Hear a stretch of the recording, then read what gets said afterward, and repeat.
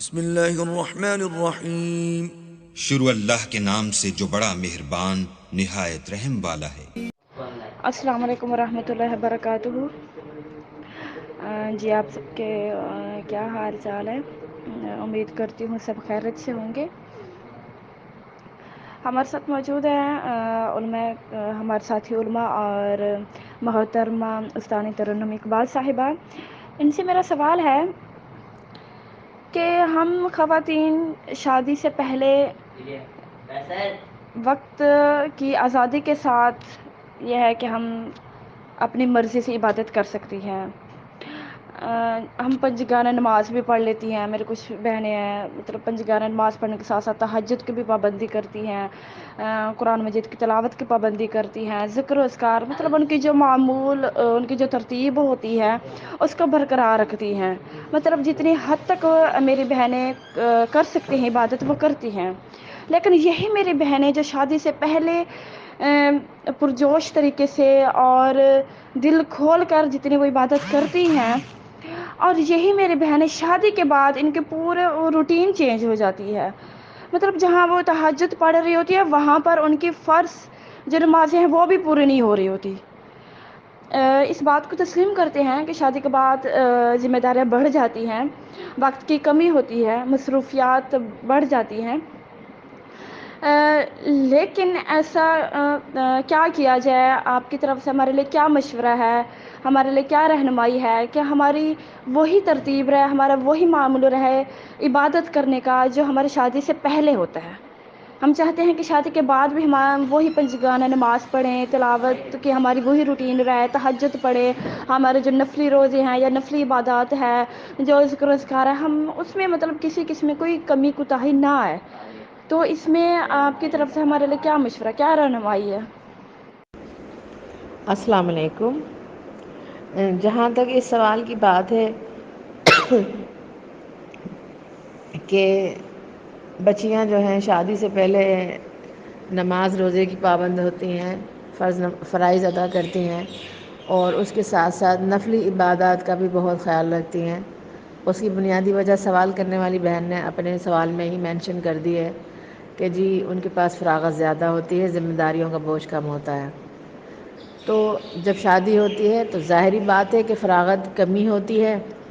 صحت کے مسائل شروع ہو جاتے ہیں آفٹر میرج، اور بچیاں جب بیاہ کے جاتی ہیں تو ضروری نہیں ہے کہ انہیں ایک پورا گھر اکیلا ملے۔ ہمارا جوائنٹ فیملی سسٹم ہے زیادہ ہمارے معاشرے میں، تو بچیاں جب جاتی ہیں تو ایک گھر میں شوہر کے علاوہ ان کے ان لاز زیادہ ہوتے ہیں، ان کی خدمت کرنا اگر وہ بیچاری یہ نہیں کرتی تو وہ ایک اچھی بہو کا تمغہ حاصل نہیں کر پاتی ہے۔ تو وہ اپنے جو پچھلا اس کا ریکارڈ ہوتا ہے فرائض کے ساتھ ساتھ نفلی عبادات کا بھی، وہ بھی ختم ہوتا ہے۔ بلکہ بعض اوقات آپ ہی کہہ رہی ہیں سوال کے اندر کہ جی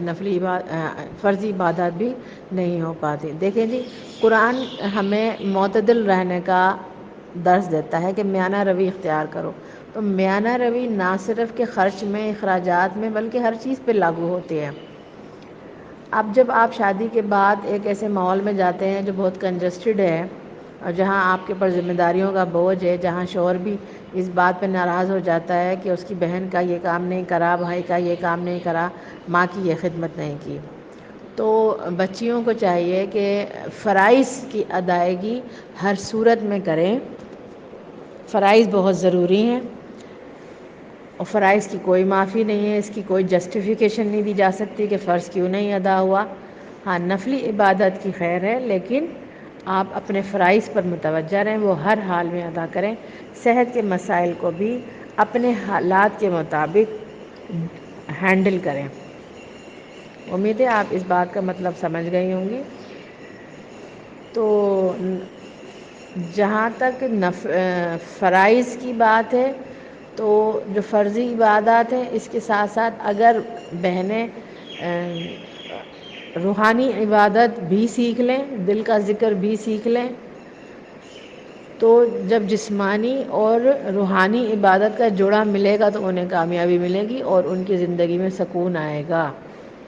اللہ قرآن میں کہتا ہے کہ الا بذکر اللہ تطمئن القلوب،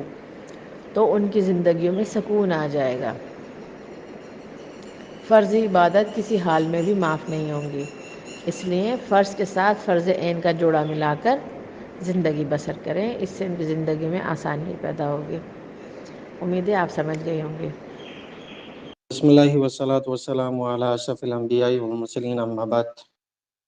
وعلیکم السلام ورحمۃ اللہ وبرکاتہ۔ آپ نے سوال کیا کہ عورت اپنی شادی سے پہلے، رخصتی سے پہلے زیادہ عبادت گزار ہوتی ہے اور عبادت میں محنت اور جد و جہد کرتی ہے، لیکن شادی کے بعد وہ زیادہ عبادت گزار نہیں رہتی ہے، اس میں سستی آ جاتی ہے، اس کی عبادت میں کمی آ جاتی ہے۔ جی یہ بات حقیقی بات ہے، اور یہ معاملہ اسی ہی طرح ہے کہ کوئی بھی لڑکی یا عورت شادی سے پہلے زیادہ عبادت کر سکتی ہے، اور جب اس کی شادی رخصتی ہو جاتی ہے تو اس کو ان مراحل سے گزرنا پڑتا ہے جو اس کی طبیعت میں سستی کا سبب بن جاتا ہے، یا اس کے لیے تاخیر کا سبب ہو جاتا ہے، یا اس کی عبادت میں کمی ہونے کا سبب ہو جاتا ہے۔ تو اگر میں اس کو آپ کو واضح مثال دے کے سمجھاؤں، شادی سے پہلے ان مراحل میں جیسے عورت کو شوہر کا حق ادا نہیں کرنا ہے، پھر اگر حمل کے لیے کوشش نہیں کرنی ہے، لیکن یہی سارے مراحل شادی کے فوراً ہی بعد شروع ہو جاتے ہیں، جیسے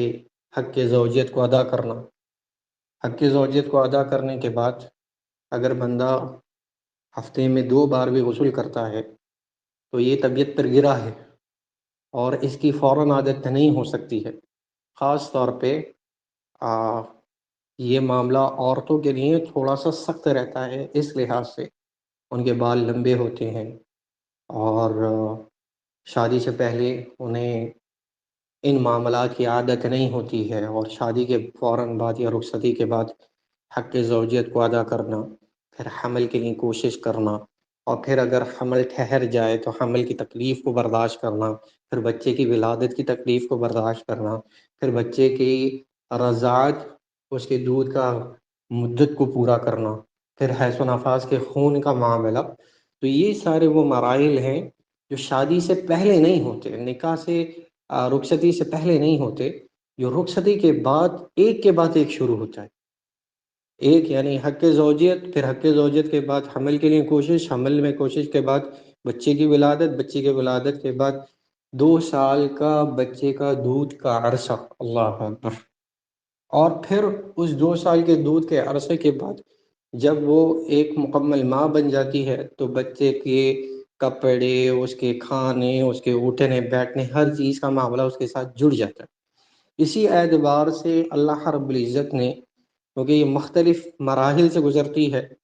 اور ان مراحل میں گزرنے کی وجہ سے اس کی باڈی کے جو ہارمونس ہیں وہ بھی چینج ہوتے ہیں، اور اسی طرح وہ جو اس کی نفسیات ہے اس میں بھی چینجنگ آتی ہے۔ تو اسی اعتبار سے اللہ رب العزت نے عورت کے معاملے میں بہت ساری آسانیاں رکھی ہیں،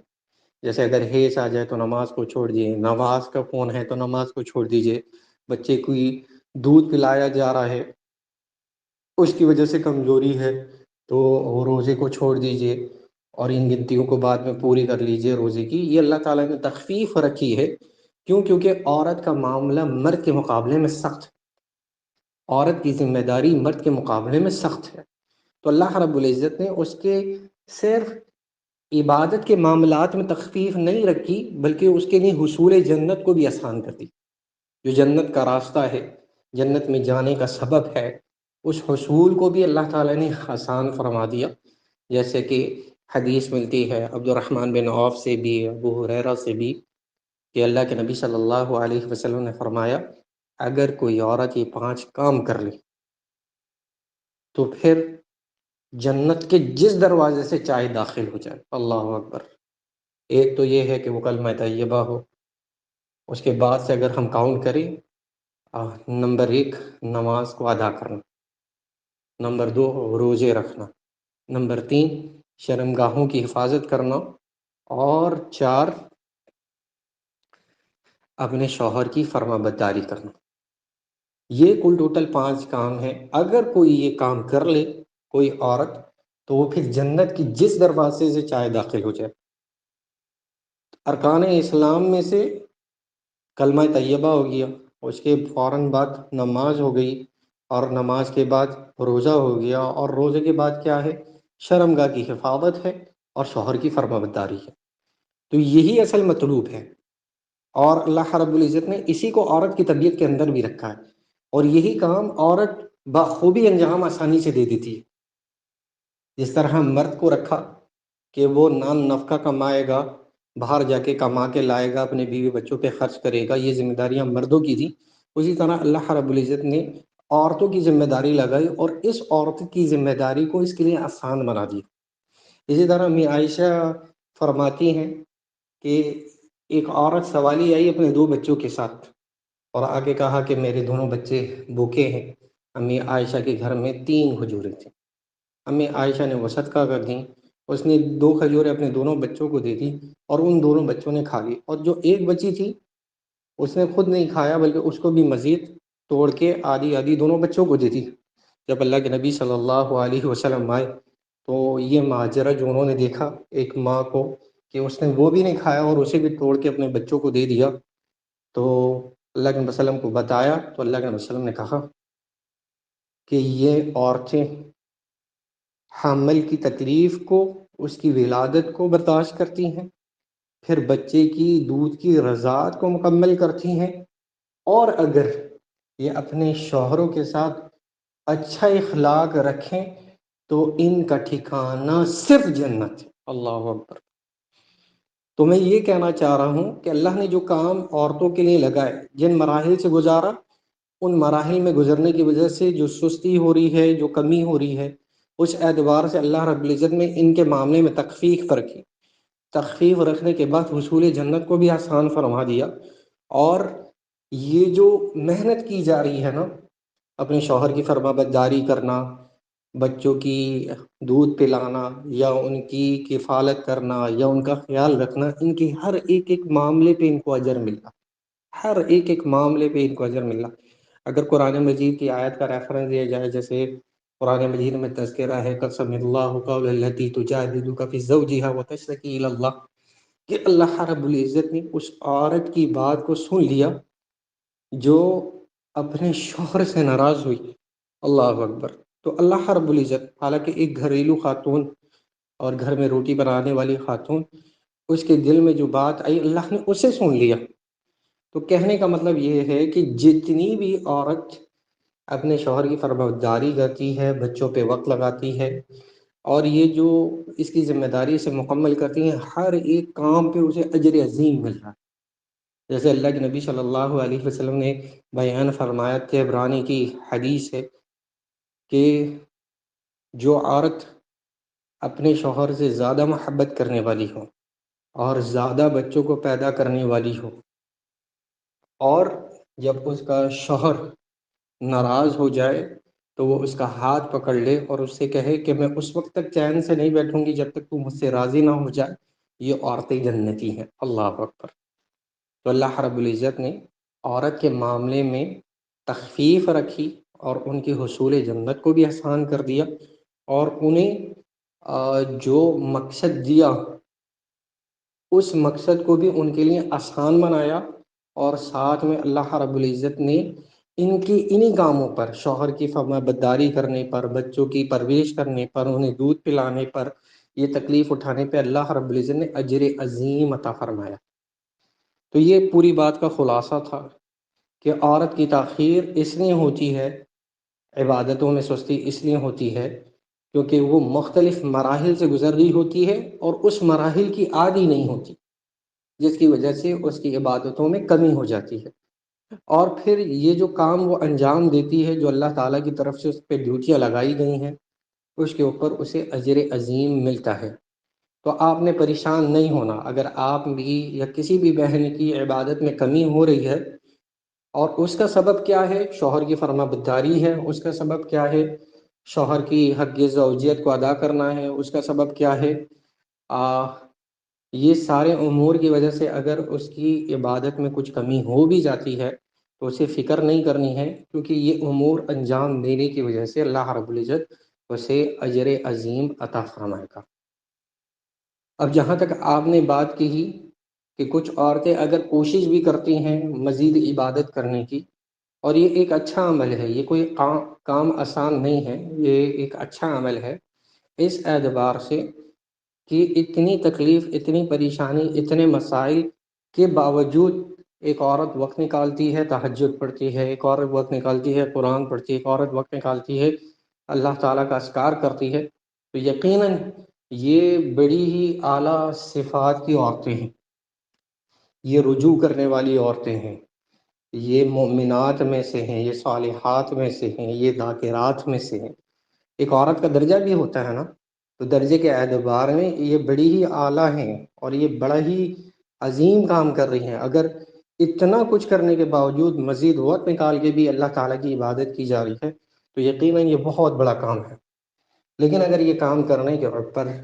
آپ کو کوئی تانے دیتا ہے، کوئی تکلیف دیتا ہے، کوئی پریشان ہوتا ہے، تو آپ نے اس کی بات کو دل پہ لینا ہی نہیں۔ آپ جب غمگین ہوتے ہیں، جب پریشان ہوتے ہیں، جب آپ کسی کی بات کو اہمیت دیتے ہیں، دیکھیے جب آپ یہ سوچیں کہ آپ یہ کام کر کس کے لیے ہیں، خالق کے لیے کر رہی ہیں کہ مخلوق کے لیے کر رہی ہیں؟ اگرچہ کہ آپ خالق کے لیے کام کر رہی ہیں، قرآن کی تلاوت خالق کے لیے، نمازوں کا اہتمام خالق کے لیے، اذکار خالق کے لیے کر رہی ہیں، تو پھر خالق کا راضی ہونا ہی آپ کے لیے سب سے زیادہ ضروری ہے۔ پھر لوگ کچھ بھی کہیں ان کی پرواہ نہ کریں، آپ نے نماز اللہ کے لیے پڑھی ہے نا، اور اس کی مخلوق آپ کو کچھ بھی کہے آپ کو پرواہ ہی نہیں، کیونکہ آپ نے مخلوق کو دکھانے کے لیے تو کچھ نہیں کیا، اللہ اور بندے کا معاملہ ہے، تو آپ نے ان کی بات پر اثر انداز نہیں ہونا ہے، ریئیکٹ نہیں کرنا ہے، اور ایک کان سے سن کے دوسرے کان سے اڑا دینی ہے، کیونکہ یہ بات آپ کے لیے امپورٹنٹ ہے کہ میں اللہ کے لیے کر رہی ہوں نا، میں بندے کے لیے نہیں کر رہی ہوں، تو میں بندے کی پرواہ کیوں کروں، چاہے بندے کو اچھا لگے چاہے برا لگے۔ اور جہاں تک بات رہی کہ اگر کبھی ضرورت پڑ جائے، معاملہ اس نوعیت کا آ جائے کہ کوئی اس طرح بار بار تانے دے یا آپ کو عبادت کرنے سے روکے، تو آپ اس کو ایک بہترین انداز میں جواب دیں، ایک بہترین انداز اپنائیے۔ لڑنا جھگڑنا، دل کو چھوٹا کرنا ضرورت نہیں ہے، بلکہ اگر آپ کو لگتا ہے کہ یہ جواب دینے سے دوبارہ آپ کی عبادت کے لیے آپ کو نہیں روکا جائے گا، تو آپ ان سے کہہ سکتے ہیں کہ اگر آپ اپنی بات میں سچے ہیں تو اللہ تعالیٰ میری اصلاح فرما دے اور میری اس برائی کو دور کر دے۔ جیسے اگر شوہر کا تو حق ادا کر نہیں رہی، قرآن پڑھ رہی ہے، شوہر کا حق تو ادا کر نہیں رہی، بچوں کی تربیت صحیح نہیں کر رہی اور شوہر کا حق ادا نہیں کر رہی، ایسی جب بات کریں تو آپ کو اگر لگتا ہے کہ آپ واقعی ہی میں یہ بات صحیح نہیں ہے، تو آپ اس طرح جواب دینا چاہیں تو دے سکتی ہیں کہ اگر آپ کی بات ٹھیک ہے تو پھر اللہ تعالیٰ میری اصلاح کر دے اور میری اس عیب کو مجھ سے دور فرما دے، اور اگر آپ کی بات غلط ہے تو اللہ تعالیٰ آپ کی اصلاح کر دے۔ تو لہٰذا اس طرح اگر جواب دینے سے یہ معاملہ روک سکتا ہے تو اسے روک لیا جائے، لیکن بہتر بات یہی ہے کہ کبھی بھی کوئی بھی آپ کو کوئی بات بولے، اس بات کے اوپر جو آپ نے خالق کے لیے کی ہے، خالصتاً اللہ کے لیے کی ہے، تو اس کی کوئی پرواہ نہ کرے۔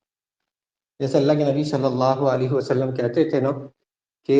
میں تمہیں جو دعوت دے رہا ہوں اس پہ میں تم سے کوئی اجرت یا معاوضہ نہیں لیتا،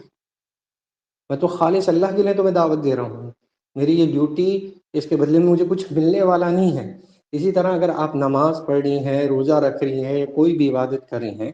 تو اس میں بھی آپ کا یہی ایک پوائنٹ ہونا چاہیے کہ میں اللہ کے لیے کر رہی ہوں، چاہے پھر بندے کو اچھا لگے یا نہ لگے۔ اگر اچھا نہیں لگتا تو نہیں لگے، آپ نے ادھر سے سننا ہے، ادھر سے نکال لینا ہے، اور اگر آپ کو لگتا ہے جواب دینے سے فائدہ ہے تو آپ کو جواب دینا چاہیے۔ اللہ اعلم۔ السلام علیکم ورحمۃ اللہ وبرکاتہ۔ اچھا، ایک خاتون کا کہ کچھ لڑکیاں ایسی ہوتی ہیں، عورتیں ایسی ہوتی ہیں جو شادی سے پہلے تو اپنا اللہ تعالیٰ کے ساتھ تعلق جو ہیں وہ بنا کر رکھتی ہیں، لیکن جیسی ان کی شادی ہوتی ہے اس کے بعد ان کا اللہ تعالیٰ سے وہ تعلق نہیں رہتا، وہ عبادت کے جو روٹین ہوتی ہے وہ سیٹ نہیں رہتی، یا جیسے وہ پہلے تہجد وغیرہ ادا کر سکتی تھی وہ تہجد ادا نہیں کر سکتی، اور یہاں تک کہ پنجگانہ نماز بھی ان کی جو ہے نا کئی دفعہ رہ جاتی ہے، اور اس کے علاوہ جو ہے نا خاوند کی طرف سے تانے وغیرہ نماز لمبی کرنے پر یا ساس کی وجہ سے تانا وغیرہ۔ تو ایسی صورتحال اکثر یہ گھروں میں دیکھنے کو ملتی ہے، سننے کو ملتی ہے۔ تو سب سے پہلے تو یہ دیکھ لیں کہ جس چیز کی انسان میں طاقت نہیں ہے یا جو اس کو مجبوری میں پیش آ رہی ہے، اس کی طرف سے اللہ تعالیٰ ضرور اجر دیتے ہیں، ٹھیک ہے۔ یعنی کہ اگر تو مسلمان کو کوئی بھی، نبی صلی اللہ علیہ وسلم فرماتے ہیں کہ اگر مسلمان کو ذرہ برابر بھی کوئی تکلیف آتی ہے تو اللہ تعالیٰ اس پر بھی اس کو اجر عطا فرماتے ہیں۔ سب سے پہلی بات یہ کہ اگر اس کو کوئی تانے وغیرہ مل رہے ہیں دین کی وجہ سے، کوئی نماز زیادہ پڑھنے کی وجہ سے یا دیر لگانے کی وجہ سے، تو اللہ تعالیٰ اس کو انشاءاللہ ضرور اجر و ثواب سے نوازیں گے۔ دوسری بات یہ کہ فرائض میں جو کوتاہی ہے یہ ناقابل قبول ہے، ٹھیک ہے۔ 5 نمازیں جو ہیں وہ پڑھنا ضروری ہیں، اس پر اگر آپ کو کچھ تانے بھی سننے کو ملتے ہیں تو اس میں کوئی حرج نہیں ہے۔ یا اگر آپ زیادہ نماز کو لمبا نہ کریں، اگر اس سے بھی مطلب ان کو مسئلہ ہوتا ہے تو آپ صرف فرائض پر ہی اکتفا کر لیں، فرائض ضروری ہیں، فرائض پر اکتفا کر لیں، زیادہ نماز میں دیر نہ لگائیں، جتنا ہو سکتا ہے اللہ تعالیٰ کی عبادت کریں، جو فارغ ٹائم ملتا ہے اس میں کر لیں۔ لیکن اگر آپ دیکھیں کہ خاندان کی طرف زیادہ تانے ہیں یا گھر میں وہ آپ کی وجہ سے جو ہے نا، آپ کی عبادت کی وجہ سے جو ہے وہ ایشو بنایا جاتا ہے، پروپیگنڈا کیا جاتا ہے، تو پھر صرف آپ اتنا کریں کہ فرائض پر اکتفا کر لیں، جیسے ہی اذان ہو تو نماز ادا کر لیں، صرف فرائض ادا کر لیں، یا جیسے ہی موقع ملے تو فرائض ادا کر لیں۔ ایک بات یہ۔ دوسری، اگر آپ کو اس سے بھی زیادہ فرصت نہیں مل رہی، اس سے بھی زیادہ شارٹ ٹائم ہے، تو پھر آپ ایسا کریں کہ دو نمازوں کو جمع کر لیں، جیسے فجر الگ رکھ لیں اور ظہر عصر کٹھی کر کے پڑھ لیں اور مغرب عشاء کٹھی کر کے پڑھ لیں، لیکن اس کو عادت نہیں بنانی، عادت نہ بنائیں اس کو۔ اگر بغیر عذر کے بھی جو ہے وہ دو نمازوں کو جمع کیا جا سکتا ہے، صحیح مسلم کی جو ہے نا صحیح حدیث میں یہ چیز موجود ہے کہ دو نمازوں کو جمع کیا جا سکتا ہے بغیر کسی عذر کے، بغیر کسی خوف کے کیا جا سکتا ہے۔ تو یہ کر لیں، یہ اس سے بھی زیادہ چھوٹ ہے، کیونکہ دین جو ہے نبی صلی اللہ علیہ وسلم فرماتے ہیں کہ جو دین ہے یہ بالکل آسانی کا نام ہے، دین میں جو ہے نا کوئی تنگی وغیرہ نہیں ہے، ٹھیک ہے، یہ کر لیں۔ دوسری بات یہ ہے کہ نفلی جو روزے وغیرہ ہیں یا یہ جو ہے نا خاوند کی اجازت کے بغیر بھی آپ نہیں رکھ سکتے، جتنا ہو سکتا ہے کوشش کریں خاوند کے حقوق ادا کریں، ٹھیک ہے۔ یا تو اگر کسی مجبوری کی وجہ سے وہ حقوق ادا نہیں ہو رہے تو اس پر جو ہے وہ اللہ تعالیٰ آپ کی پکڑ نہیں کریں گے۔ ھذا ما عندی واللہ اعلم بالصواب۔ السلام علیکم ورحمۃ اللہ وبرکاتہ۔ اچھا، سب سے پہلے تو بہت شکریہ کہ جنہوں نے ٹائم دیا۔ آپ بھی بنتے محترمہ جاوید صاحبہ نے کویشچن کیا اور اس سوال پر محترمہ مسز اقبال صاحبہ، پھر جناب محترم انب صاحب نے ٹائم دیا اور اچھی خاصی رہنمائی کی، پھر جناب محترم قاری ولید صاحب نے بھی اچھی خاصی رہنمائی کی۔ تو خلاصہ ویسے دیکھا جائے تو ایک تو یہ ہے کہ دین کے معاملے میں آپ کو تکلیف، مختلف آزمائش، مختلف طریقوں سے لوگ بھی آپ کو کسی بھی لحاظ سے آپ کا خونی رشتہ بھی ہو،